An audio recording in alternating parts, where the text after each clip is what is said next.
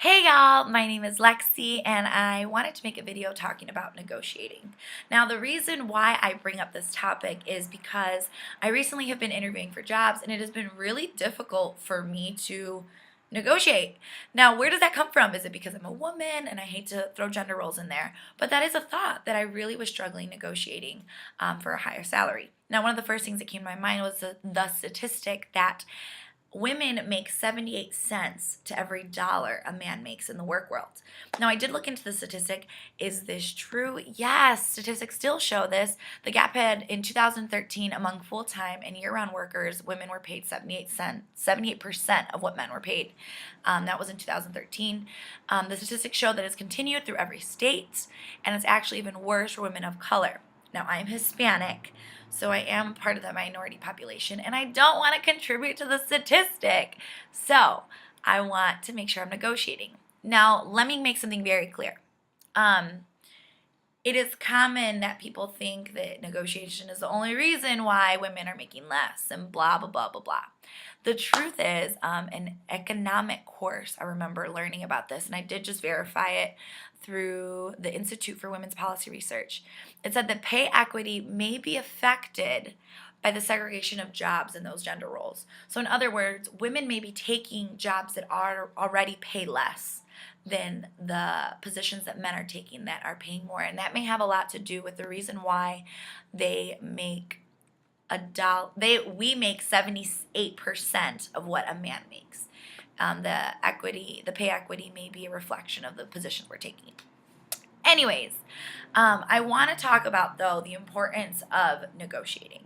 So us women, we don't want to contribute to that statistic. And if we are in the same type of workforce, we want to make sure that we're making equal to what a man is making. And then for us, minority population, you gotta fight, right?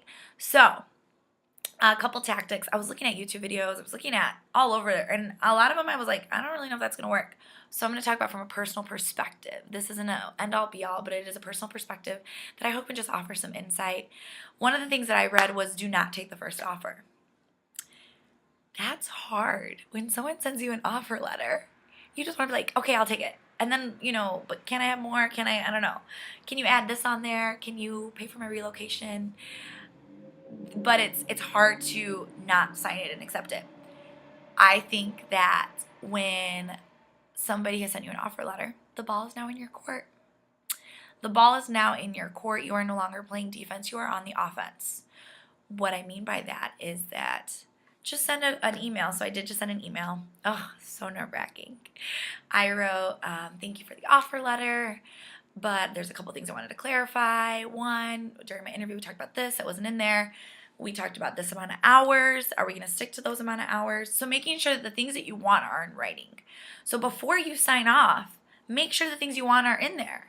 So you want to be guaranteed 32 hours a week? I want that in writing, guaranteed 32 hours a week. Do you want them to help you pay for a moving truck? Make sure that's in there. And then if you want to hire salaries, lastly, that's what I wrote. Lastly, I was wondering if we could increase the amount.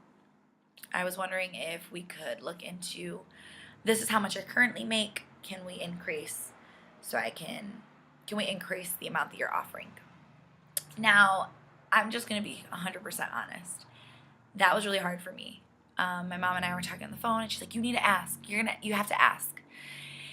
And I had to internalize, why is it that I don't want to ask? I don't want to ask because I'm afraid there's going to be tension. I'm afraid it's going to impact our relationship. But the truth is, and yes, women, we are relationship beings, that this is a business. And so the equation and the communication is just completely different than the empathetic emotional building that we do. One of the things that I had also read was that women are, the way they ask is in an empathetic way. Well, I'm going to be moving, so I would appreciate this amount of money. Instead of the way a man would say it is, this is the amount I would like. So there is a difference in us being gentle and being direct, and making sure you are direct will help increase that authority. Now, the last point I want to bring up, which is probably the most important point, is what is your worth? You have to know that you're worth it. and you have to believe that you're worth it. Because if you don't believe in yourself, no one else is going to believe in you. So you have to believe, no, what I'm asking for is reasonable, and I think I'm worth it. I know I'm worth it, so you should make this investment in me. Because when you portray that attitude and you know that this isn't the end-all be-all, you're more likely to get what you want. And I guess I do have one other point. I just lost it. The last point is that, okay, you should know your worth. I can't think of it. Anyways, it's going to come to me. Let's see. I might have written it down. No, I definitely didn't write it down. Yes. Oh, you have to be vocal. Be vocal about what you want. That's why you're asking for it. Know that you're worth it. And, that's the last thing I wanted to mention. I'm sorry. Research. Hello, you got the web, you got the internet, you got your cell phone, you got friends. Sorry, I don't know why I just turned the Puerto Rican on, turned it back off. If you do research about how much that company is making, or that position in general, so this is what I did, I looked. Where are you on that scale? Yes, I'm newer in this, but I do have experience, but I don't want to be, at the end of the pay grade. I want to be in the middle. Are you at the higher end of the pay grade? Look into it, and that'll help you make an educated response on what you should be asking for. So you did your research. You know that you're not at the end. You want to be at a higher amount. So do your research. So hopefully that gives you some advice. Do your research. Word it in a more direct manner. Make sure you're overlooking the offer letter. Do not take the first offer. They're lowballing you. Their job is to negotiate. And if they say no, then they say no, and then you just sign the offer and you accept it. That was my thought.